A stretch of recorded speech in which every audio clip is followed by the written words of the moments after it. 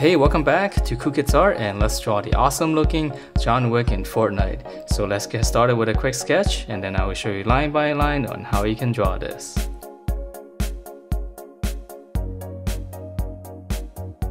And so the upper eyelid, just 2 lines like this first, straight across. And then same thing on the outside, slant it back down. Okay, and then from there we're gonna draw in his eyeball, so right underneath the eyelight.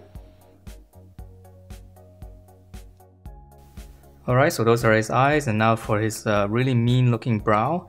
So we're gonna come in right here, just kind of have it come down slightly.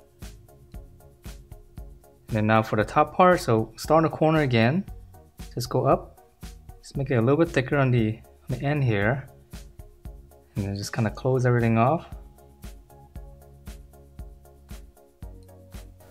I know it's a little bit tricky to try to make it look like John Wick, but we'll do the best that we can. And then, alright, so from here, for his brow right in the middle, I'm gonna add 2 little creases in there. Okay, so now let's move on to the rest of his face. Now his nose is a little what we usually do. And then we're gonna close it off for his nose. Just a little bracket, a little angle. So it's a little bit longer.